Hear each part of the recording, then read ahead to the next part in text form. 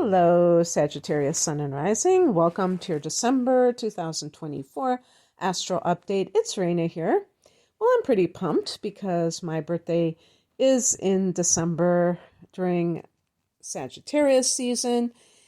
And so if you are a Sun in Sag as well, hello, but also if you're rising, this is such a great time of year. This is dovetailing with the holiday season. That's what I get such a kick out of is that, the holiday season is in alignment with Sagittarius season, and you can feel it in the air.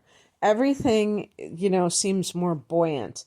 Even if you're somebody who doesn't actually celebrate Christmas or any, Hanukkah or any kind of like other holiday that is occurring, you still can pick up those festive vibes, right? So happy birthday to all Sagittarius sun signs. And we have a new moon on the 1st of the month at 9 degrees of Sagittarius. So we're actually going to have a Lilith moon, which is a black moon, the second new moon in a month at the end of the month, which I will get to in a while in Capricorn. So we're going to have 2 new moons in December. So that's pretty significant. We're also going to have a Mars retrograde, and Mercury will go direct, as will Neptune. So on the 1st of the month, that new moon in Sagittarius asks of you what it is that you want to call into your reality in the next 12 months. And you can also, if your birthday is in December, if you're listening in November, you can do it for your birthday in November. On your birthday, you can do this as well. This is like we would call one of your New Year's, is during your solar return. And also for your ascendant, when it crosses over into that, whatever your Sagittarius degree is, you'll have to look on an ephemeris to see exactly what date that will be. But that is a whole new cycle for you as well.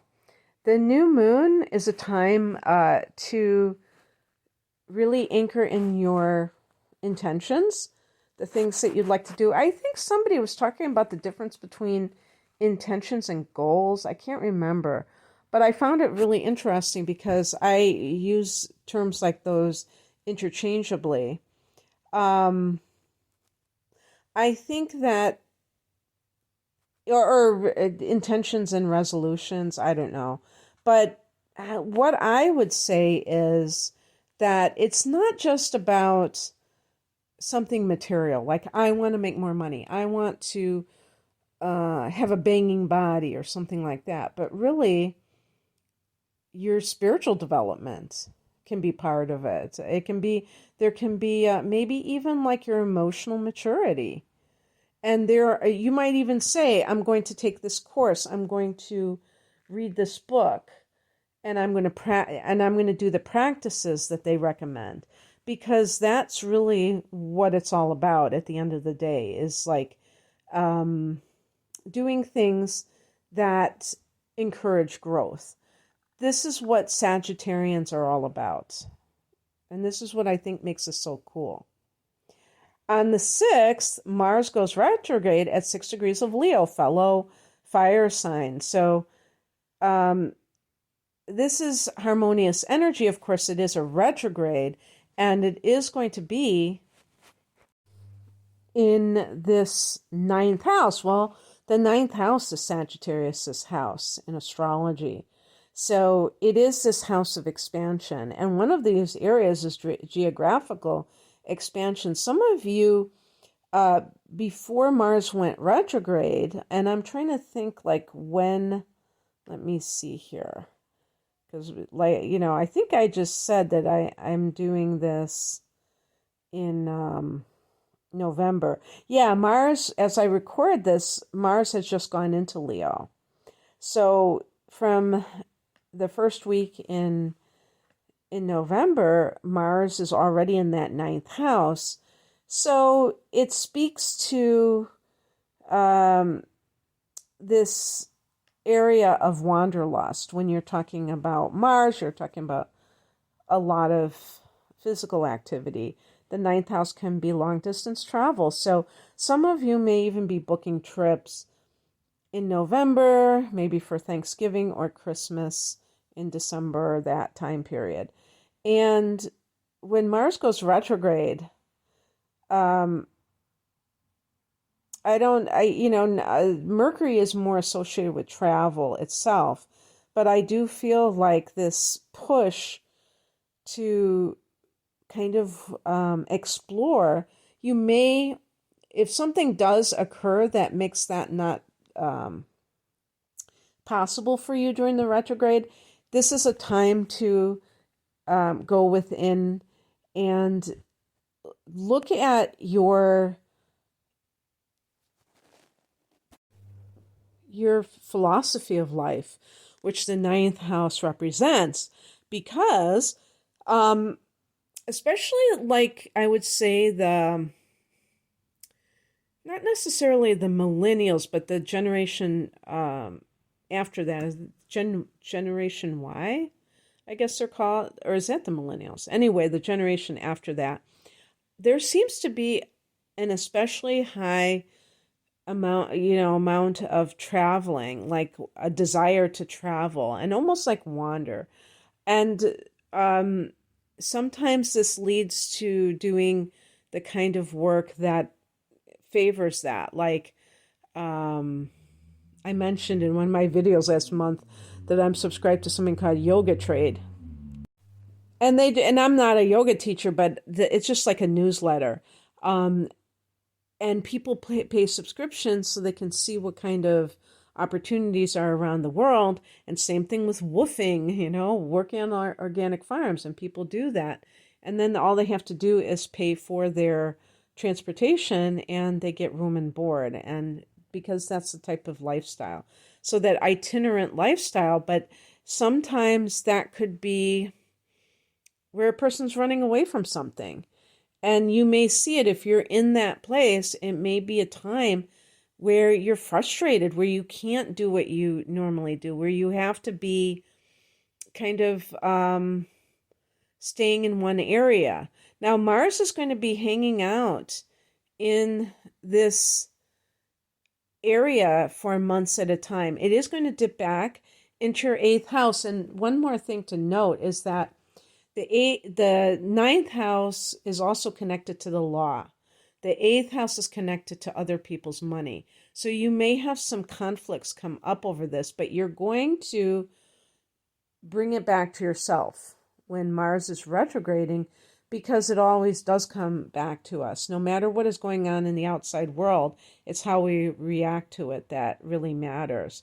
So any kind of conflicts with that, you're going to be, so that goes back to your philosophy of life, like why you think you're here and what you're willing to fight for, because Mars is about fighting, it can be like being passionate about things and fighting for things, but sometimes people are misguided in what it is that they have decided to, put all their energy into. So you're going to have to sort that out. And the very next day, Neptune turns direct at 27 degrees of Pisces, and Venus goes into Aquarius. So first of all, Neptune going direct. Now, Neptune's in the outer planet, so it's not so much, if you want to know your generation, you can look to your Uranus, Neptune, and Pluto, but especially, Neptune and Pluto, those are real generations, meaning like at least 15 years or so. And you'll see like common threads between you and other people around your age range. But it becomes personal when you look at it in terms of what house your natal Neptune is in, as well as the transiting Neptune. So Neptune has been transiting the fourth house for you of home and family since about 2011. And this has been, this can be a bit, how would I put it? It can be a little bit discombobulating because the fourth house can be your roots, it can be your stability, like how you center yourself in your life. There's a word I'm looking for, but it's like, what anchors you in life. And Neptune is very, I used the word discombobulating. Well, that's the perfect word. It can cause confusion. The fourth house can be your mother. Some people say the father, but there can be some deception with that relationship. There can be some maybe over idealization, or something isn't quite as it seems. And when Neptune goes retrograde, and it does so for months at a time every year, it can be a reality check, and it can be unpleasant because you can see that that a situation that's connected to the fourth house is not as rosy as you thought it was. So you start to see like the downside of something. And I also want to say too that the degree that Neptune goes direct is 27 degrees. And this is very close to the lunar eclipse in Pisces that was at 25 degrees back in September. So if you look back in September, and I believe Neptune went retrograde back in, I don't know if it was June or August. Let me double check here. Because it retrogrades for a long time. It was on July 2nd. And it was almost in Aries. It was at 29 degrees, 56 minutes of Pisces. So July, we're talking about 5 months here. So when Neptune entered this domestic area in, around 2011 or whatever it did in your personal chart, it gave you this, maybe this desire for the ideal place to live. And maybe, some people have attained that and then got disillusioned for some reason. This is one of those things about life that is so fascinating to me, is how we can idealize something and then it just becomes like anything else, even if it's something that is really cool. Because everything of this world has limited ability to satisfy us. So you get that dream house, you get to live by water, and then maybe you have a hurricane and you're like, this sucks. Or something, catastrophic or whatever, In the United States, there have been some horrible weather events recently. And there are people who live in they have amazing views. And then they have these times of great stress where they have to like evacuate, or they actually have damage to their homes. And so anyway, now that Neptune is direct, you may start to feel more hopeful again, idealistic, and you can dream again. So if you haven't realized something domestic in terms of these dreams of yours, and maybe something fell through, like a plan that you had, and then you thought, well, that's never going to happen. Don't think that, because we still have time before Neptune is going to leave the sign of Pisces, and you might get it. Maybe when it's in that 29th anaretic degree, when it's just about to go into Aries, You get it, who knows? But on the same day, Venus goes into Aquarius. For Sag, this is the third house, the house of the mind, communication. Venus here could be like online dating. I mean, this is social media. You might meet somebody online. And also, this is during the Mercury retrograde that has been going on in our sign. So you may even hear back or, reconnect with somebody romantically online that you knew in your past. That's always a possibility as well. It can also be a great time for appreciating some kind of, the written word, or maybe you go to a poetry reading or something like that. You earn money through online endeavors, perhaps. Venus can be money. On the 15th, we have a full moon at 23 degrees of Gemini, the opposite sign of Sagittarius, which triggers relationship issues. Sometimes this is drama if a relationship is on shaky ground. However, it can certainly be beautiful. It could be the Sag who said they would never get married or never, settle down, who decides to do so, because the full moon can bring something to the highest level or to somebody's awareness. Like, I do want to have a monogamous relationship, and I want to like get serious with this person. I want to really commit. That's what the seventh house is about, is commitment. Now, it's not that Sagittarians can't commit. It's just that we love freedom. And it's very easy for us to see relationships as things that are double-edged swords. They can be a great, wonderful experience where we feel safe, we love someone, but it can't, if we're not with the perfectly right person. And for Sag, this is especially important because of our need for freedom. And we're with somebody who's too possessive, too controlling. That's going to be more problematic than it ever will be beneficial for a Sagittarian. So make sure that you're choosing wisely. There might be some Sages who find out something about another person that they're with, and it could bring drama to the situation if it's secrets being revealed. And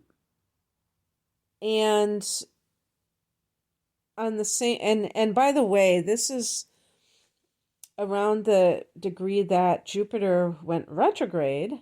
So Jupiter is also in the seventh house in Gemini. And let me see here. I don't think it's going to be kind of engaged with,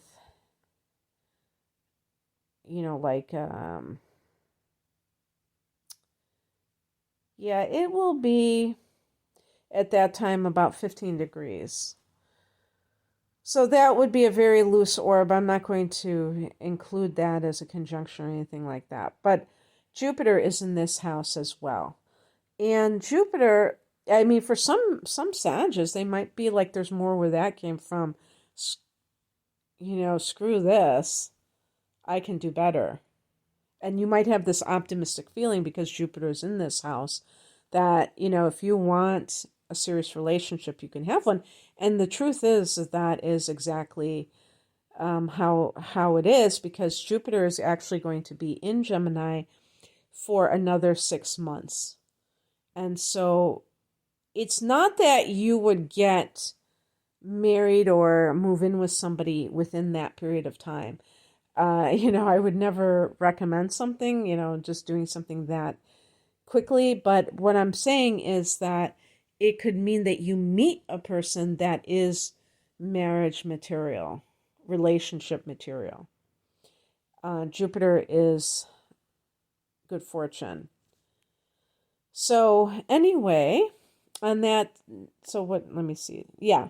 And on the same day, Mercury goes direct at 6 degrees of Sagittarius. Well, the new moon was at 9 degrees of Sagittarius. So who knows? Maybe there's something connected to that that is going to be, something that you can act upon in the near future. They say like when Mars is retrograde that people shouldn't launch anything. Mars goes direct like in late February. So I, tell people to tune in with themselves and see what feels right for them. So this is great for everybody, but because Mercury is in our sign, we may feel like our lives are running more smoothly when Mercury goes direct and starts gaining strength. On the 21st, we have the winter solstice in the northern hemisphere, summer down under, power period, sun going into the cardinal sign of Capricorn. So this can indicate change, even like for the collective. But this is also for what I like, the symbolism of the northern hemisphere is that this is the nadir, or the lowest point of the sun. The rising of the sun dovetails with the period after the winter solstice. And actually, I think that it stays the same sundown period for 3 days, and then around Christmas, coincidentally, of course, which it isn't, then it's like the rebirth of the sun. Okay. Isn't that interesting? S-U-N or S-O-N? Jesus' birthday, supposedly. So very, very interesting. And I think for those in the northern hemisphere, we can start to feel like, because we're gaining light, that we are gaining this sense of energy, that things are becoming more and more like feeling like lighter, in all ways. And it's like really, I notice it especially even like as early as the end of December. It starts to feel like things are, I was going to say looking up, but not that things are looking down, just that it can get pretty dark early, when you are dealing with daylight savings time too. On the 29th, on the Pacific time, well, wait a second. Actually, the Pacific time, other mountain time, and Central and Eastern, and then the other times in Europe and other places, it will be on December 30th. We have Black Moon Lilith at 9 degrees of Capricorn. I'm talking about the new moon. I'm not talking about the transiting Lilith. This is at 9 degrees of Capricorn, 2 new moons in a month. So December is a time when I think for the collective, we will see things, we will see a lot of indications that new things are on the horizon. And we may even see new things being implemented right away. There's always that possibility, but I think because of the Mars retrograde, that these may be delayed for several months. But anyway, this will be in Capricorn, and this for Sadge is the second house. And now Pluto has left the second house for Sadge. Pluto is in Aquarius, and so Sages have likely had a transformational experience as far as their relationship with money during the past decade and a half. And this new moon, to me, symbolizes the new beginning after, post Pluto. Pluto will never be in Capricorn again in our lifetimes. So we will never have this transit again. So what have you learned about money or material resources since the beginning of 2008? Which in America was when we had a crash, stock market, but also then we had like a housing crash later on. And people were affected by that. Not just Sagittarians, but that had this in their second house, but other people. So this is a new day dawning. This is a time for you to embrace the changes that you have made. And it could just be like mentally, the way that you approach money.